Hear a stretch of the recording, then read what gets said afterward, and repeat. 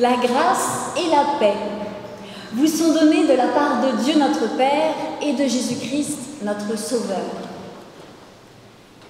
C'est le Seigneur qui vous a appelés, c'est le Seigneur qui nous a rassemblés. C'est le Seigneur qui nous unit ce matin. Il est présent parmi nous. Amen.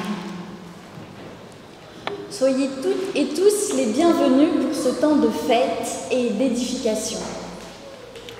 Aujourd'hui, nous avons la joie de célébrer le baptême de Marin, de Matthieu, de Gabriel et la confirmation d'Esther. J'accueille particulièrement les familles qui se sont déplacées pour venir les entourer. Et je me réjouis que vous soyez si nombreux ce matin avec nous. Cette année, alors pourquoi est-ce qu'il y a trois baptêmes et une confirmation comme ça, mais c'est la folie. Qu'est-ce qui s'est passé? Eh bien, cette année, la pastorale a décidé de faire des modules, des temps à part pour les jeunes qui suivent le catéchisme et qui désirent préparer leur baptême et leur confirmation. Donc il y a eu 3 temps, un samedi après-midi, j'en profite pour faire de la pub pour l'année prochaine, pour réfléchir à voilà, quel sens ça avait dans leur vie, pourquoi est-ce qu'ils avaient envie de s'engager aux côtés du Christ. Et donc nous y avons réfléchi, un pasteur par module avec sa singularité à chaque fois. Le dernier module a été centré sur le culte de ce matin. Et donc, on a quasiment tout préparé ensemble. Donc, la liturgie que vous allez entendre, sauf celle du baptême et de la confirmation, ont été réfléchies par les jeunes, de même que la prédication et une bonne partie des chants. Grand merci à vous, j'ai eu beaucoup moins de travail cette semaine. D'un point de vue pratico-pratique pour les familles, je vous informe que le culte est filmé, mais que la partie avec vos jeunes ne seront pas diffusées sur Internet. Il y aura une vidéo privée qui vous sera envoyée, je vous l'enverrai. Et puis ensuite on coupera et on mettra tout ce qui n'est pas privé sur notre chaîne YouTube. Je dis aussi pour les prochains, s'il y en a qui aimeraient bien se faire baptiser ou confirmer mais qui ont peur de la caméra, ne vous inquiétez pas, cette caméra n'est pas dangereuse.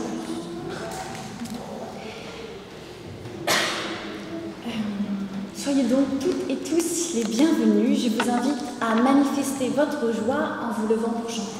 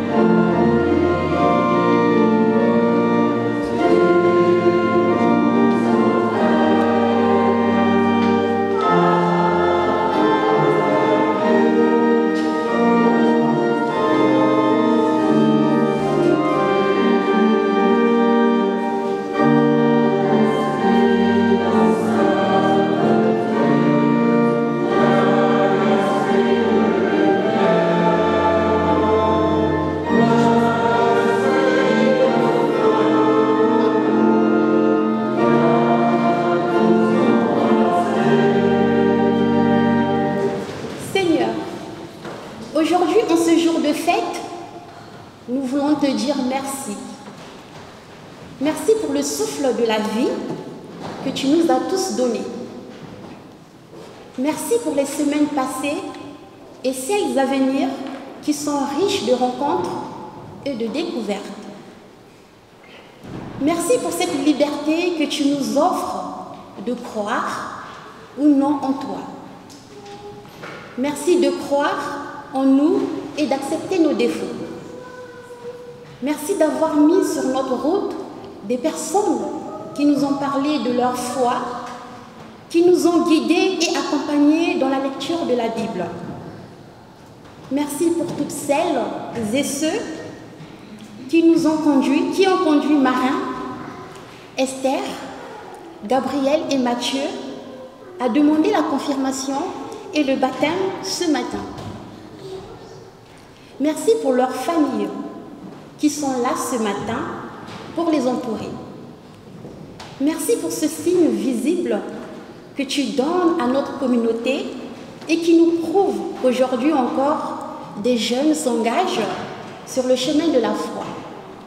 Amen.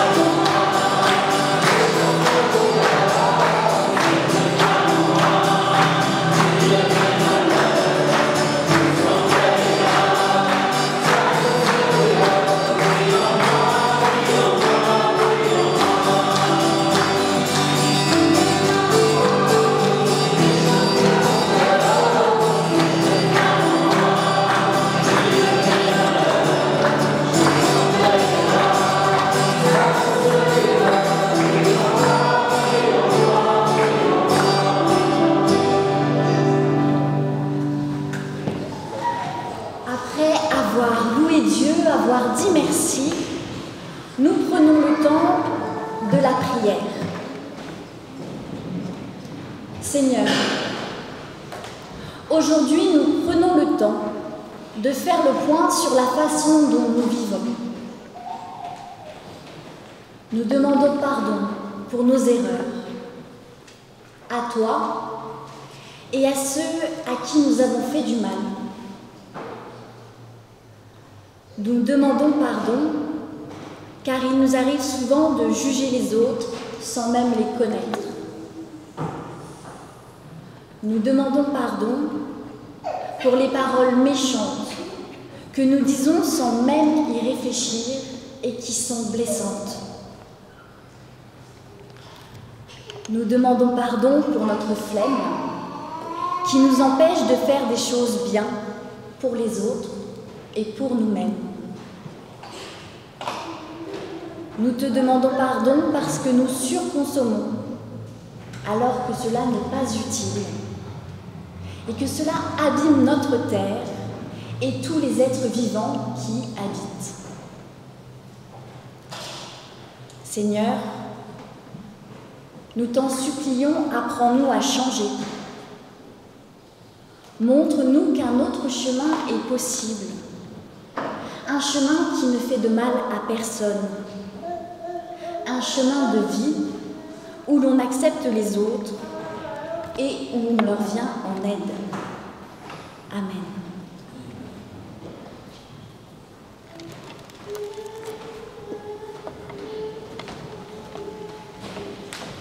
Ne vous inquiétez pas, car voici ce que répond le Seigneur. Ce commandement que j'institue pour toi aujourd'hui n'est pas au-dessus de tes forces ni de ta portée. Il n'est pas dans le ciel pour que tu dises. Qui montera pour nous au ciel, afin de nous l'apporter et de nous le faire entendre, pour que nous le mettions en pratique? Il n'est pas de l'autre côté de la mer pour que tu dises.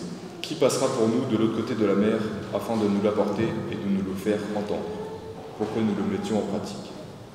Cette parole, au contraire, est tout près de toi, dans ta bouche et dans ton cœur, afin que tu la mettes en pratique. Regarde, j'ai placé aujourd'hui devant toi la vie, le bonheur, la mort et le malheur. Ce que je t'ordonne aujourd'hui, c'est d'aimer le Seigneur, ton Dieu, de suivre ses voies et d'observer ses commandements, ses prescriptions et ses règles, afin que tu vives.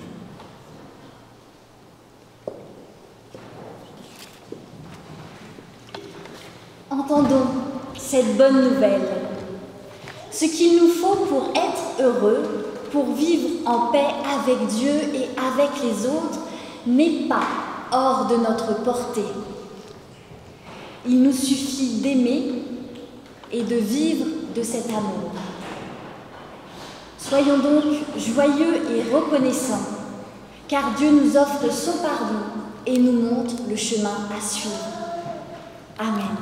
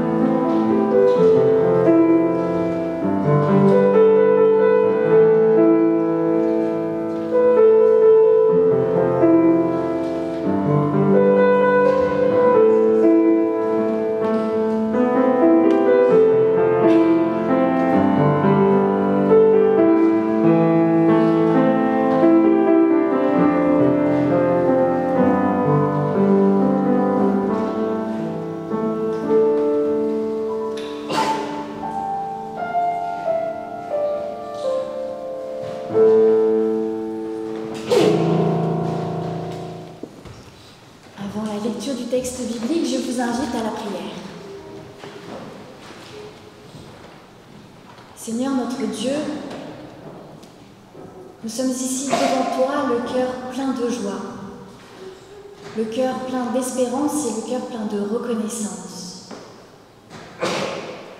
Fais descendre sur nous ton Esprit Saint, afin que cette joie et cette reconnaissance éclairent nos visages, qu'ils soient des témoignages visibles de ton amour pour nous dans ce monde. Seigneur, fais descendre sur nous ton Esprit Saint, afin que nos cœurs s'ouvrent et que nous soyons attentifs à ta parole, attentifs à la comprendre, mais également et surtout à l'appliquer dans le quotidien de nos vies. Amen. Acte 2, versets 1 à 13. Lorsque arriva le jour de la Pentecôte, ils étaient tous ensemble en un même lieu. Tout à coup, il vint du ciel un bruit comme celui d'un violent coup de vent qui remplit toute la maison où ils étaient assis. Des langues leur apparurent, qui semblaient de feu et qui se séparaient les unes des autres. Il s'en posa sur chacun d'eux. Ils furent tous remplis d'Esprit Saint et se mirent à parler en d'autres langues, selon ce que l'Esprit Saint leur donnait d'énoncer. Or, des Juifs pieux de toutes les nations qui sont sous le ciel habitaient Jérusalem. Au bruit qui se produisit, la multitude accourut et fut bouleversée, parce que chacun les entendait parler dans sa propre langue. Étonnés, stupéfaits, ils disaient « Ces gens qui parlent, ne sont-ils pas tous galiléens ? Comment se fait-il que chacun de nous les entende dans sa langue maternelle ? Parthes, Mèdes, Élamites, habitants de Mésopotamie, de Judée, de Cappadoce, du pont d'Asie, de Phrygie, de Pamphylie, d'Égypte, de Libye cyranoïque, citoyens romains, juifs et prosélytes, crétois et arabes, nous les entendons dire dans notre langue les œuvres grandioses de Dieu. Tous étaient stupéfaits et perplexes. Ils se disaient les uns aux autres « Qu'est-ce que cela veut dire ?» Mais d'autres se moquaient en disant « Ils sont pleins de vin doux. »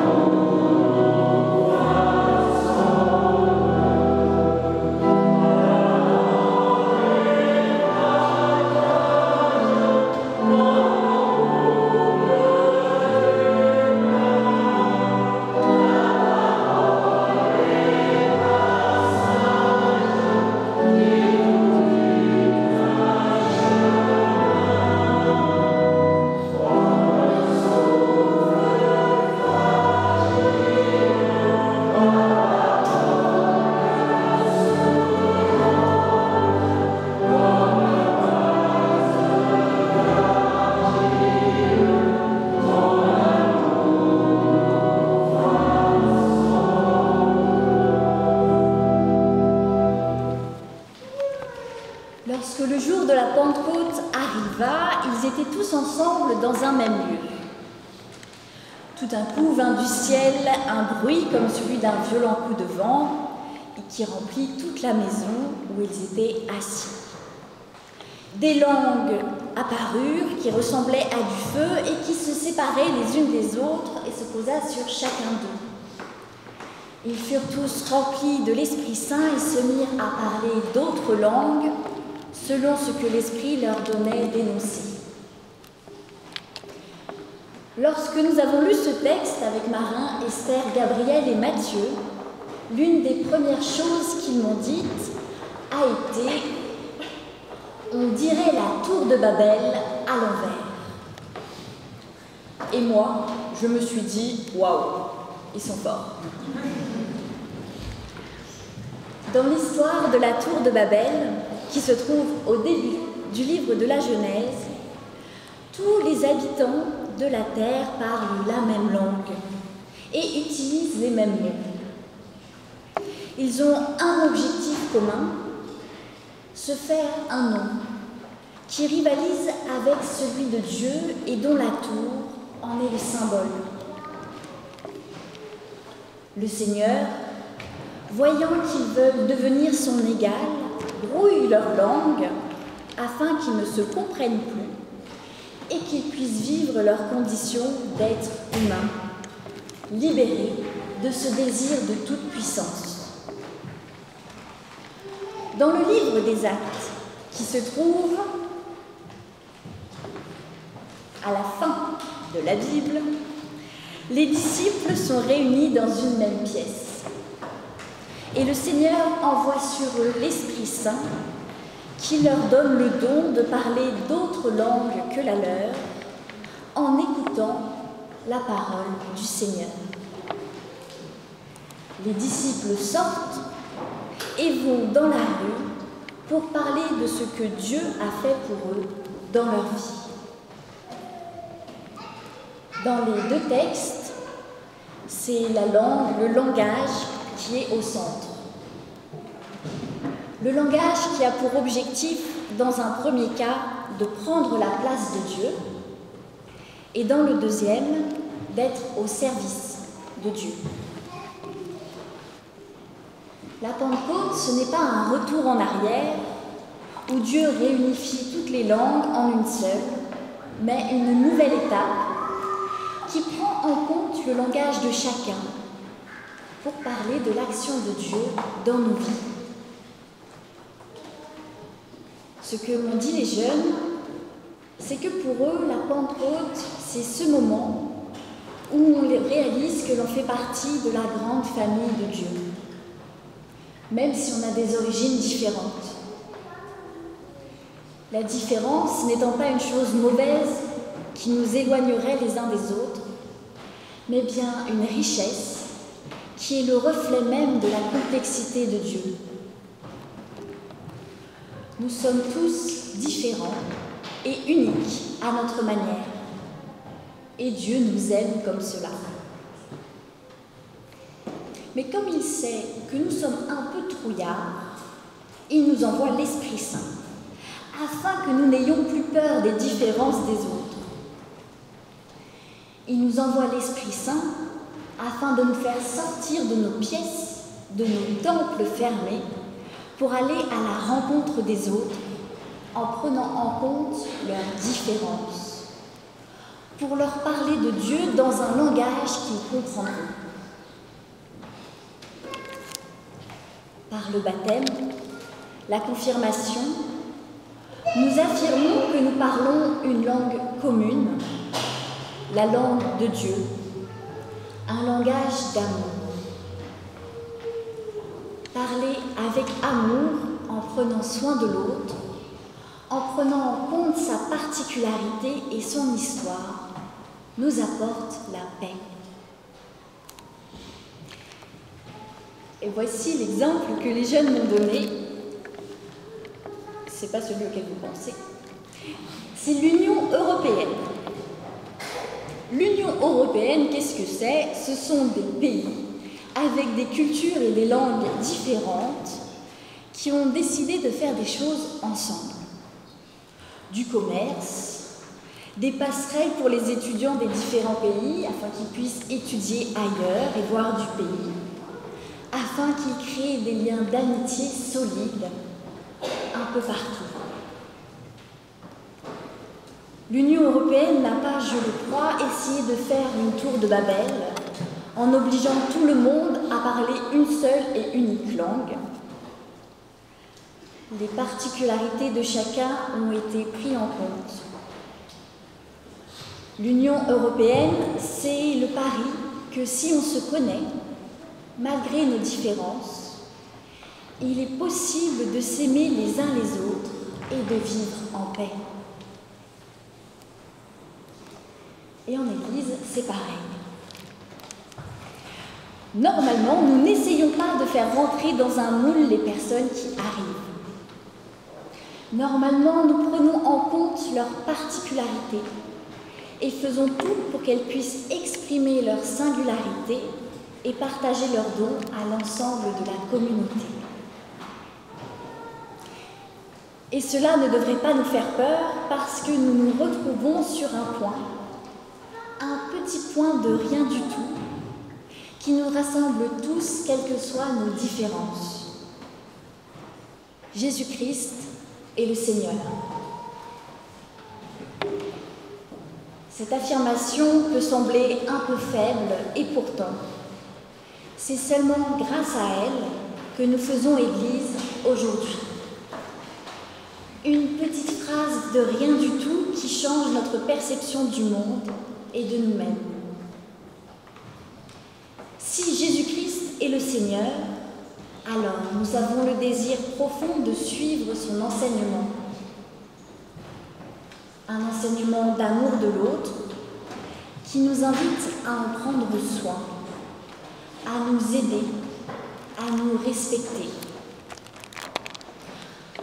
En bref, à nous aimer même si nous sommes différents, même si nous ne partageons pas tous les mêmes idées. Parce que nous sommes d'accord sur cette petite phrase « Jésus-Christ est le Seigneur », alors tout le reste peut se discuter. C'est un peu comme partager un bout du canapé. Prenons l'exemple d'un petit frère qui prend toute la place sur le canapé en regardant la télévision. Le grand frère peut très bien arriver et le pousser brutalement pour pouvoir s'asseoir. Mais il peut aussi utiliser le langage pour convaincre le petit frère de lui faire de la place. Je te tiendrai compagnie. Je te tiendrai chaud si c'est l'hiver. On pourra commenter ce qui se dit ensemble et ce sera beaucoup plus drôle. Communiquer, dire les choses avec amour et dans la vérité permet de créer des liens forts avec les autres et de faire de la place à tout le monde sur son canapé. Partager son canapé, c'est l'adaptation moderne de Saint-Martin qui partage son manteau. Et je vous jure, tout ça, c'est les jeunes qui m'en ont parlé, c'est pas moi qui extrapole. Ils ont une culture impressionnante. Saint-Martin, c'est un monsieur qui un jour rencontre une personne morte de froid sur son chemin. Elle est morte de froid parce qu'elle est à moitié nue et que c'est l'hiver. Pris de compassion pour lui, Saint-Martin lui donne un morceau de son manteau afin qu'il ait moins froid. Je trouve que c'est une très belle image que nous ont proposée les jeunes aujourd'hui. La foi permet d'ouvrir nos yeux et nos cœurs à la détresse de l'autre. La foi nous permet d'agir concrètement pour venir en aide, pour accompagner et pour soutenir. Ce que je trouve intéressant dans l'histoire de Saint-Martin, c'est qu'il ne lui donne pas tout son manteau. Il le partage et je dirais même qu'il le multiplie. Je m'explique. Dans beaucoup de peintures, on voit Saint-Martin qui coupe son manteau dans la longueur. Donc ça ferait un peu comme si je coupais ma robe presbytérale en deux comme ça et que j'aurais une épaule d'un côté et une épaule de l'autre. Ce qui n'est pas forcément très très utile d'avoir une épaule de robe pastorale, même si c'est mieux que rien. Mais des chercheurs, des historiens se sont dit qu'en fait Saint-Martin avait donné la doublure de son manteau, l'intérieur.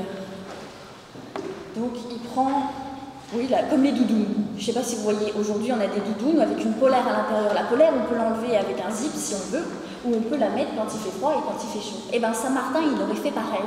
Il aurait enlevé le zip de sa doublure, il aurait donné la doudoune bien chaude et moldonnée au monsieur, et il aurait gardé l'extérieur, parce que l'extérieur, c'était un grade officiel, il était militaire, il ne pouvait pas s'en défaire. Donc, Saint-Martin multiplie le manteau. Et j'ai perdu ma ligne. Le manteau n'est pas devenu une grande écharpe un peu inutile, mais c'est bien multiplié. Et pour le canapé, c'est pareil. Le canapé que l'on partage avec son frère, on ne le coupe pas en deux, normalement. On fait de la place pour que l'autre puisse s'asseoir. Partager, ce n'est pas perdre quelque chose, c'est multiplier. Lorsque l'on dit oui à Dieu, on fait de la place à l'autre sur son canapé. On multiplie son manteau, on s'enrichit mutuellement par le partage et la rencontre. Lorsque l'on dit oui à Dieu, on a moins peur du différent, de l'inconnu, car on n'est plus seul. On sait qu'on aura toujours une place sur le canapé qui nous attend même si on s'absente quelque temps. Lorsque l'on dit oui à Dieu, on ne cherche plus à briller, à s'élever au-dessus des autres en les écrasant. On se met au service les uns des autres par amour, parce qu'on ne peut plus fermer les yeux sur la détresse de notre voisin. Lorsque l'on dit oui à Dieu, nos yeux s'ouvrent et on se rend compte que l'on n'est pas seul. Dieu nous accompagne tous les jours et nous apporte son aide. Il nous envoie des personnes pour nous soutenir et nous montrer le chemin. Aujourd'hui, Esther, Gabriel, Marie, Mathieu, vous avez librement choisi de dire oui à Dieu. Vous avez librement choisi de parler le langage de Dieu, dans l'amour, dans la vérité. Vous avez librement choisi de tout faire pour partager votre canapé, de faire confiance à Dieu pour l'agrandir en fonction des besoins. Soyez-en assurés, le Seigneur sera à vos côtés chaque jour. Il vous donnera sa force, son amour. Il vous enverra des personnes de confiance pour vous aider et vous accompagner. Il sera votre joie et votre bouclier. Je tiens à vous remercier pour ce beau témoignage que vous nous donnez aujourd'hui, car votre engagement est à la fois individuel mais aussi collectif. Il nous rappelle que Dieu appelle sans cesse de nouvelles personnes dans son Église. Et il nous rappelle pourquoi nous aussi, un jour, nous avons choisi de dire oui à Dieu. Amen.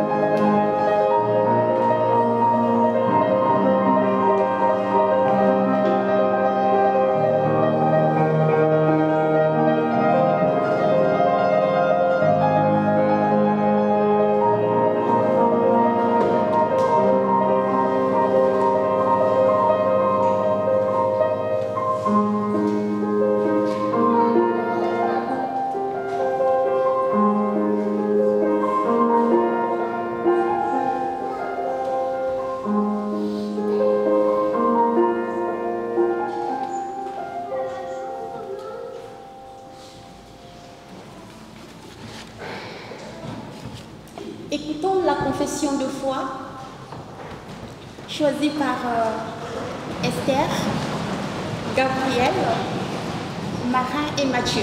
Lèvons-nous, merci. En communion avec les baptisés et les confirmés, de tous les temps et de tous les lieux, nous proclamons la foi chrétienne. Il y a eu un homme différent, qui n'a pas cherché la grandeur, qui s'est fait petit, qui s'est mis au service de moi, de toi et de nous. Il y a eu un homme, dans ses yeux et dans sa voix, lumière et vie, joie et espérance. Il y a eu un homme qui s'est laissé crucifier, qui n'a pas crucifié personne, qui a tenu parole, qui est mort à cause de sa parole. Il y a eu un homme qui a croisé notre vie, qui nous a donné son amour et sa vie, qui nous ouvre espérance et abondance, là où sévit la mort. Il y a eu un homme dont la mort est devenue vie et dont la vie est devenue source. Il y a eu un homme, son nom, Jésus. Aujourd'hui encore, nous croyons en lui. Amen.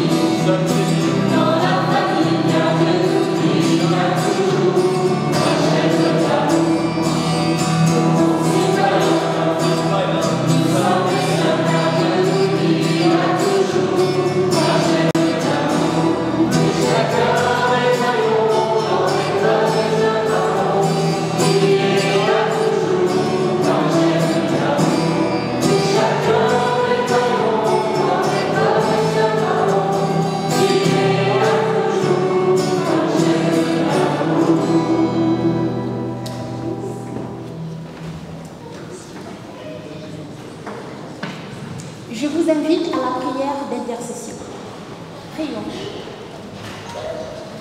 Seigneur, nous voulons te confier les membres de nos familles et nos amis qui n'ont pas pu être là ce matin. Garde-les. Nous voulons prier pour les personnes malades, souffrantes, désespérées, qui ont besoin de ton aide et de ceux qui les entourent. Nous voulons te prier pour tout le monde, car quel que soit notre état de santé ou de spiritualité, nous avons tous besoin de toi. Apporte ton amour partout sur cette terre. Et nous rassemblons toutes nos prières en te disant: Notre Père qui es aux cieux, que ton nom soit sanctifié, que ta volonté soit faite sur la terre comme au ciel. Donne-nous aujourd'hui notre pain de ce jour. Pardonne-nous nos offenses, comme nous pardonnons aussi à ceux qui nous ont offensés. Ne nous laisse pas entrer en tentation, mais délivre-nous du mal. Car c'est à toi qu'appartiennent le règne, la puissance et la gloire, au siècle des siècles. Amen. Que les enfants et les adultes ne craignent pas, nous arrivons à la fin de ce culte. Je vous invite à vous lever pour l'envoi et la bénédiction.